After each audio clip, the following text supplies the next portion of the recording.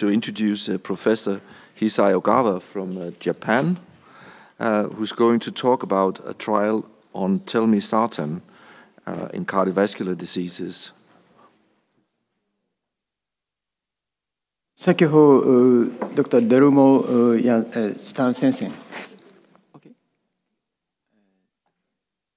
Okay, thank you. This study, a trial of Telmisartan prevention of cardiovascular diseases, ATTEMPT-CVD, a large biomarker studies with 1228 patients. This study, a biomarker study, and study protocol,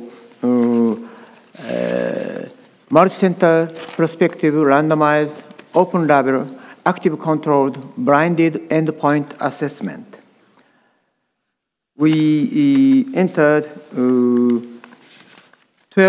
over 12,000 patients, Telmisartan group and conventional treatment group. And biomarker and clinical endpoint follow-up, 1 or 2 months, and 3, 6, 12, 24, 36 months. Endpoint, primary efficacy endpoint, changes in UACR, urine albumin creatinine ratio, and plasma BNP levels from baseline. Secondary endpoint, serum hsCRP, 8-HOR-DZ, adiponectin, high molecular adiponectin, EGFR, and other composite cardiovascular events. This slide shows the main data, UACR and plasma BNP levels change.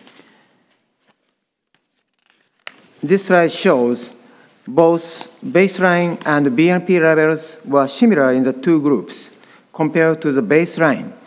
UACR decreased over time in ARP group, more than in the non-ARB group. The difference in the changes in UACR over time between the two groups, the primary endpoint was statistically significant. And BNP level slightly increased over time in the both group, but the change of BNP was significantly smaller in the ARB group than non-ARB group. Other biomarkers, including urinary, 8-HOR-DZ, high molecular adiponectin, and high-sensitive CRP, were not different between the two groups. However, serum adiponectin showed a large increase, and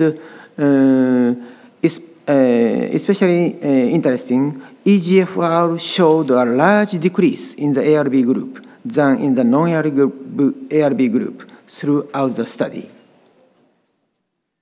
This is cumulative incidence of cardiovascular events is shown.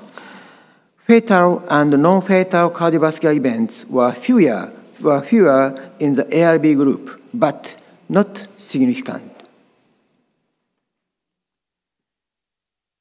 Prognostic factors for cardiovascular events were examined, including gender, age, body mass index, smoking, diabetes, dyslipidemia, EGFR, past history of cardiovascular events, UACR, BNP, adiponectin, high-sensitive CRP, and urinary 8-HOR-DZ at baseline. The BNP and UACR at baseline were independently correlated with the occurrence of cardiovascular events after adjustment for other biomarker levels and conventional risk factors. And this study, the 36 months follow-up was obtained in 985, that is 80% of the study of patients. Conclusion, ARB therapy improved UACR and BNP. UACR and BNP were independently correlated with the occurrence of cardiovascular events. Thank you for your attention. Thank you very much.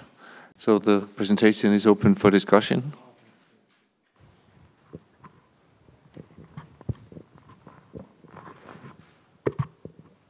Bruce Jansen, Cardiology News. In your brief presentation, you didn't mention this, but in the press release it says that the Telmisartan group had a larger decrease in GFR. Yes. Is that not concerning? Yes. GFR decreased in ARB group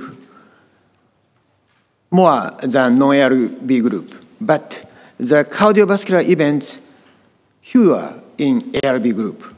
So I conclude ARB therapy slightly worsening of renal function, but a good effect for cardiovascular events.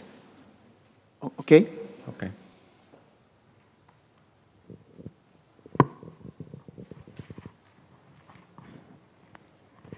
Well, if you look at this slide, Professor Ogawa, of course there is a significant, let's say, that both plasma BNP and the URCR are significant risk factors.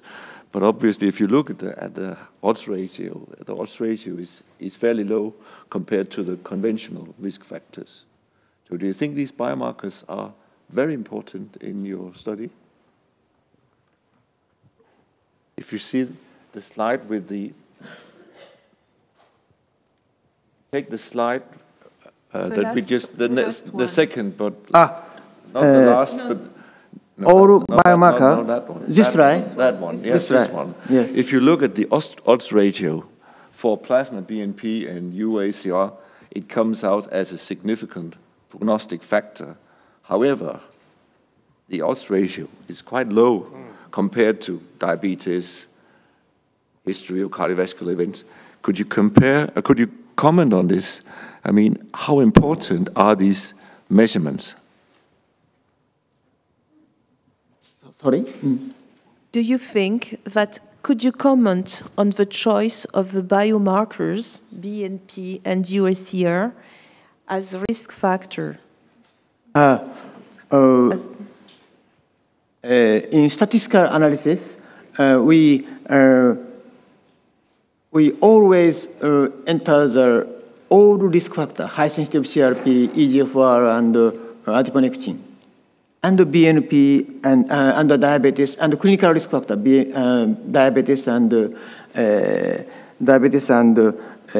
BMI, and age, and sex, all risk factors. Thank you very much. Any more questions?